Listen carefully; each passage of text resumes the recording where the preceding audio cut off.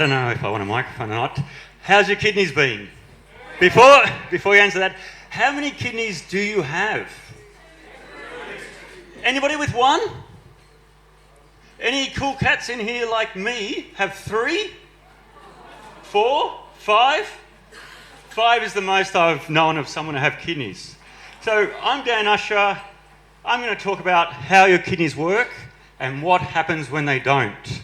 I should also mention that these are essential tremors. I am a bit nervous. There's a beautiful girl my friends have brought along for me tonight, but she doesn't know yet. No, these are essential tremors as well. Anyway, I am not a doctor. I'm just a young man who likes to run far. But 5 years ago, I had a kidney transplant. Now, I've gone from this slide to this slide. You might think the next slide is going to be very... But in fact, January 2013, I'm living 9 years in Japan, having the time of my life. Nothing wrong in my mind. This is the company New Year party, won some silly prizes, drinking all the free alcohol, having a good time. Now, a couple of weeks after this, I came back to Australia for a little holiday, helped my friend open a restaurant, and everything was fine until the changes in weather left Tokyo snowing that day, February in Melbourne, and Melbourne became shitty quite quickly. So I had to take a bit of time out for just a normal cold, but I also had a bit of an ear problem for a while, and because I could finally speak to an English-speaking doctor, I went along and it's the family doctor, and she said, oh, well, let's just do your kidneys, make your mum happy. And the reason my mum wanted my kidneys tested was 2 years before this, my mum gave my brother her kidney, because 2 years before that, he started to get chronic kidney disease symptoms, very severe and degraded over time. So I was feeling great. I don't care. It's also no good can come out of it if there is a problem, because mum can't choose between who gets the kidney. Anyway, I didn't know much about kidneys like some of you tonight, so let me tell you about your kidneys. They're about, most of you have 2, as you've said. Lower level of the rib cage, either side of the spine, size of your fist, growing as you do.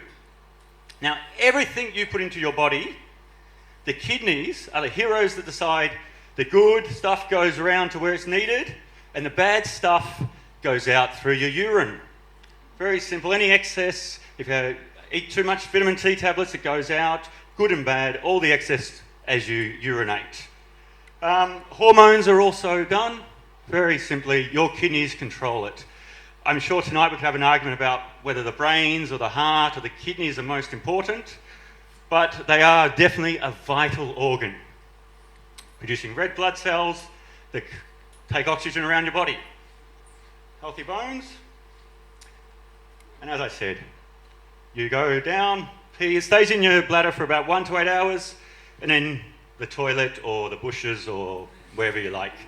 Okay, what colour should your pee be? I'll make it easier for you. Brown is a shit colour for your pee. If there's any blood in your urethra, coming out of your urethra, go and panic. Go and see a doctor straight away.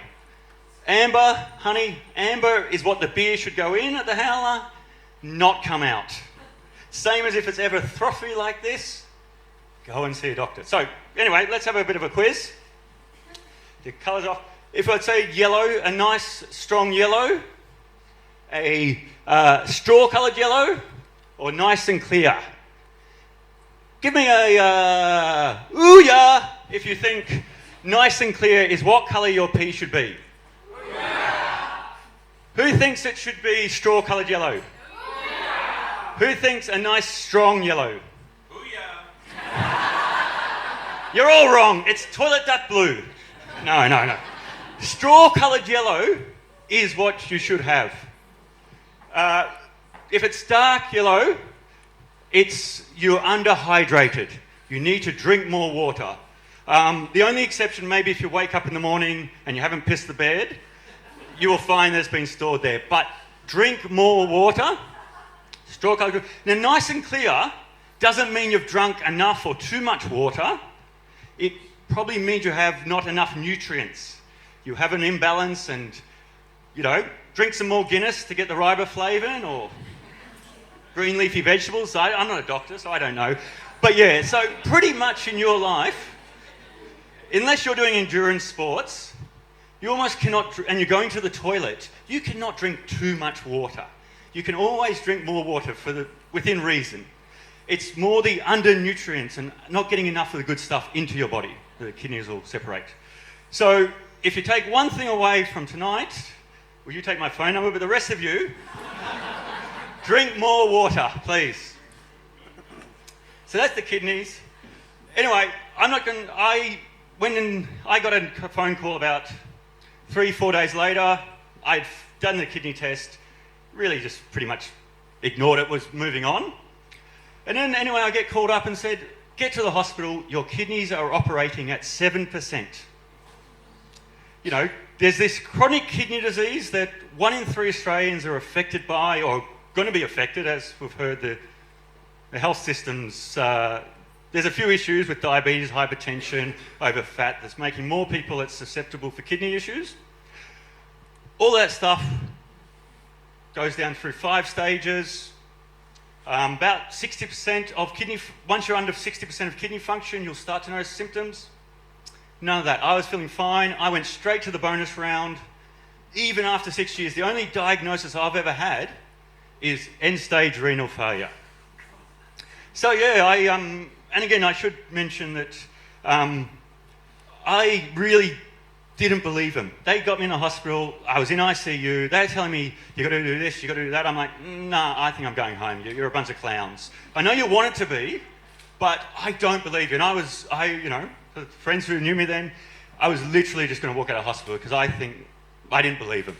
However, I did stay, and they said, okay, well, we're going to have to put you on dialysis, but before we do that, we're going to send you home, because I was still sleeping on my friend's couch. Send you home, get your life in order. Turn into 5 months where they pretty much poked and prod and wanted to work out, how's he going to crash and burn? Because I was going out to nights like this, I was doing everything. And my kidneys actually got down to 1 or 2%. And if you've ever bought a medical textbook and look it up, that's death or in a coma. But I should explain to you why we say 1 or 2% or how it's 7%, because people find it hard to believe that I could be 1%, 2% of kidney function still functioning. So, kidneys. So we have I don't know if you remember in school, the artery, red, comes from the heart, the blood from the heart comes, the blue veins with red blood cells inside goes back. So it comes into the kidney, the nephrons are there, they do the magic. The good stuff goes back through the vein, up through wherever in your body it needed, and the bad stuff goes through the renal tubule and out to the back of the toilet. We have proteins. Everybody has proteins. A lot of people now think protein's the best thing in the world and let's have more. You can have a lot too much. There's a lot of problems with people having too much protein. Anyway, 2 of the key proteins in your body, albumin and creatinine. And creatinine, again, just for simple, your muscle breakdown. Sitting here tonight, your muscles are breaking down slowly. Going to run for the tram, it's going to break down a little more. Creatinine is a waste product. Your body wants to get rid of it. Albumin, they want to keep it. Once you start developing kidney problems, and the way they look at the kidney problems is how much creatinine in your blood. And the average person here, if you're a nice, healthy, there's some good-looking people, young, fit, you'll probably be around 70. That's a normal range. When I went to the hospital, and this is why they were freaking out, I was at 598. And that's ridiculously high for a lot of people. So they look at the creatinine and they decide how good you are, how bad you are, how healthy. And then, so this is the nephron. Blood comes in, the glomeruli, that's the magic. People talk about nephrons, and Wade was very excited to tell me, oh, it's nephrons. And I'm like, no, it's actually not nephrons. Nephrons is the house. It's the Mulholland Drive of your kidneys. It's where the stars are, the glomeruli. the membrane separates good and bad. The good stuff goes back out the renal vein. Bad stuff is the filtrate. So the key word is glomeruli, filtrate, going out. So, to check your kidneys, and I want you all to get out and check your kidneys ASAP. Well, sorry, tomorrow, next day. You're going to ask your doctor. Go to your doctor or go to Gribbles and say, I want a blood test. I want to check my EGFR. My estimated, because it's not perfect, and that's why I'm 1 or 2%, estimated glomerular filtration rate. Your EGFR. Just say that to anybody, any phlebotomist, someone who takes your blood. They'll give you something out of 100, or even if you're really young and healthy, you may get over 100. And that's pretty much your kidney score. Do that once a year, once every 2 years, and especially if you want to know how good your iron and your calcium, you should be getting blood tests. We have a very wonderful thing. Everybody in this audience probably has access to a Medicare card. So please go and get your blood tested. It is simple, doesn't hurt. Idiots who claim, oh, I'm scared of needles or blood, my goodness, like, if you speak to someone who's been through kidney stuff, we walk out because they're taking blood all the time with heroin arms. But you don't look at it, they don't say, oh, what do you think of this? Just go and get your blood tested. So as I said, they've said, okay, we don't know what's happened, we don't know how we can fix it, your kidneys have got down to 1%, really we're going to have to do something, we're going to have renal replacement therapy.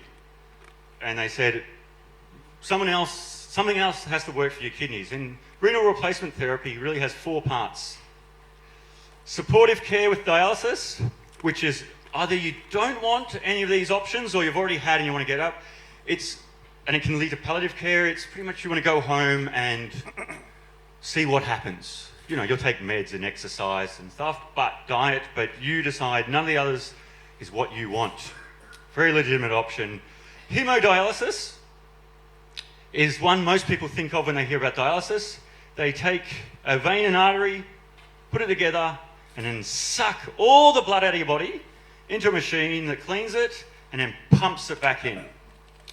Now, it's usually 5 hours 3 times a week. And again, we are very lucky in this country that most people who need it, almost all that need it, can actually get access to it. Too many places around the world, they don't have a healthcare system where people can get their blood cleaned regularly, and obviously the effects go down. I did peritoneal dialysis. Now, your peritoneum is the membrane in your abdomen, around your abdomen, and there's a peritoneal cavity that holds about 2 litres. So what they do is they put a catheter. Let me show you this. This is not me. None of these are mine. I'm much better work than that. I didn't want to take photos of myself at that time, as you can imagine. So they put a catheter in, you hook it into a machine, and you start pumping in disalate, which is a solution of sodium and sugar, glucose, a few other things. Pretty much it's your fancy Gatorade. Pumps it in 2 litres, and it sucks out all the stuff, all the bad things your kidneys don't, and then it drains out through a bag. Well, it's meant to drain out through a bag. I must say that sometimes in the morning you wake up and the carpet's a bit squishy. And the bag's had a problem. We can laugh about it now. The apartment that happened in, that I left it with 25 litres of disacetate in the carpet. I didn't get my bond back, that's fine. And again, there's it's something you don't worry about. Like, there's a lot worse. I mean, I don't want to tell you the bad stories about every night waking up with pain cramps and stuff. You go off. But I will tell you about one of these boxes. So it's 4 cycles I would have, pretty much setting it up, going in, going out. I'd be 9 hours a night, every night, for this treatment. At the time, the average wait on the transplant list for a kidney was 5 years. So, you set in, you accept this is my life. Life in Japan, the serious girlfriend, they are drifting behind. You have to start working out what's the future, and you have a lot of time on the machine to think. Anyway, one night, one box like this. That's one night. My whole apartment, I was in a small studio apartment. Every spare space was full of boxes, just because you need to make sure you have enough. And again, it sounds bad and is bad, but it's also, you know, it's quite fun. It's quite fantastic. Because it's this or death. And it's a pretty simple choice, you know. So you get through it and you learn and, you know, it becomes habit. I got a phone call. I was out at MIF 5 years ago this month, out watching MIF, and I got a phone call. But I'd been out the night before, a bit of dancing, a lot of fun. I got home late, got on my machine in the early hours. I didn't get off until around lunchtime. So I was relaxing Saturday afternoon. I didn't want to, and I get a call, and it's a private number. And I'm like, I don't want to deal with anybody, especially if I don't know them. I wasn't going to answer it. I did answer it, and it's like, come on down, we've got a kidney for you, which is fantastic. And I should mention, though, if I didn't answer it, it's not a telemarketer. They don't go to the next person on the list, the next person, the next person, the next person. They will find you. They have matched you as best they can. There's really 3 kidney transplants. Living donor, a family or a friend or someone off the street, they're part of a donation chain. Brain dead, and circulatory death. And I want to mention this because you have to understand, for the transplant to be decided to look at the Australian Organ Donation Register, they make sure, they know when you're going to die. So it's a case of death is decided first, and for a brain death, there's 2 doctors independently come and do the tests. All right, we're going to switch off the machines. The time that the machines are going to be switched off is decided. Sorry, I can't see far enough. 3 minutes to start. I've only been going for 3 minutes. That sounds good. 17 to go. Anyway, just to be clear, it's after his death, then they decide, they try and find out if it's a donor, and then they ask the family or the next of kin if they agree to it. Because unfortunately, sometimes families, they may think, oh, he was drunk at Nerd Nite when he signed up. He doesn't want it. So it's really important, when I'll talk about later, if you want to get on the donation register, please communicate to your loved ones that that's what you want. You know, anything can happen any time, and that's what you want. So I got the kidney, we went in, 6-hour operation. I was out of it, don't worry, they didn't make me awake. Oh, sorry, I jumped a slide. This is my new kidney. It's well, not mine, but this is a diagram of what happens. They don't take out the old kidneys. Unless there's a real medical urgency, they won't take them out, they'll keep them in. New one goes in here, and, you know, all the waterworks are reapplied. Hospital, as I said, it's tough, but it's fantastic. I have gone beyond death, and I will keep going beyond death. But it's not all sunshine and roses. There's medication. Now, on the screen here is what I take for one day. And I'll take that every day of my life. It's immunosuppressants, anti-rejection drugs. There's a foreign object in my body, and if I let my immune system get up to full, it will say, get lost. You know, we don't want you here. So I take some different drugs for different reasons, including a drug to try and make me help get all the other drugs down. And I have to take that for the rest of my life. But again, it's a binary choice. I take them, I live. I don't take them, I die.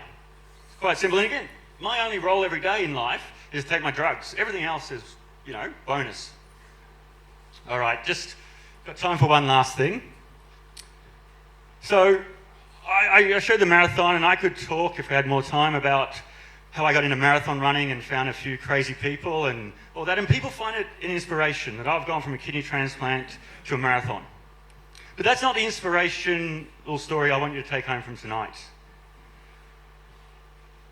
I was, this is 8 months after my kidney transplant, corner of Swanson Street and Collins Street outside the Frown Town Hall, 7 o'clock in the evening, you know, nice evening. Met some friends, left them. I'm thinking, oh, where do I go next? And then it happened. No warning, no chart, no things, no things. My bowels evacuated themselves, and I was covered in that. And it happened. And I had to find a taxi to get home without letting them know. And I was covered in stand in that. But it happened. And it's wonderful.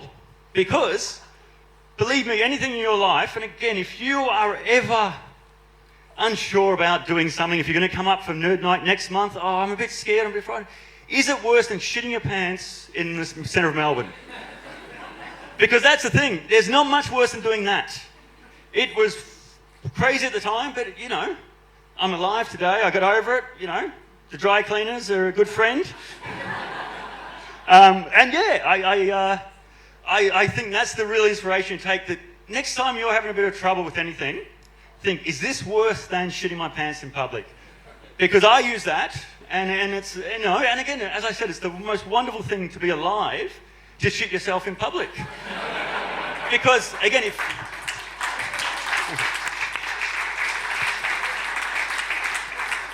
because yeah, if it wasn't for you paying your taxes, if it wasn't for so many things, you know, if it wasn't for the doctors and nurses, Alfred, I would be dead now. So it's wonderful.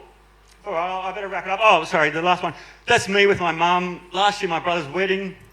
We got to, you know, magical thing that, you know, we are here, we're alive, we're kicking, we're doing as much as we can. And I can only say to you guys, just don't be scared to take life on and do the craziest things, and don't worry, because it's never worse than shitting your pants in public.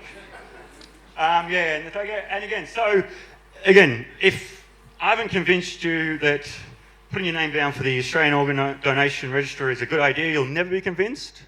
Again, it's your choice. Get onto the Donate Life website, read the information, understand it. As I said, you know, you're not going to live forever. Nobody's going to live forever. Hopefully live long enough that your organs are useless to anybody else. But anything can happen. A tree could fall on you in Princess Park. Anything could happen. Yeah, but again, that's the reality of, you know, people don't realise that one day you could get sick and never get better again. So if you were going to accept a kidney or an organ or tissue, would you not also think about donating? Anyway, that's your choice. But again, it's very special. Please communicate to your family and your loved ones, not to guilt them, but to let them know this is what I want and why I want. And yeah, thanks very much and have a good time. Thanks so much, Danny, for sharing with us candidly what happens, what your kidneys do and what happens when they don't work. We'll take a few questions from the audience.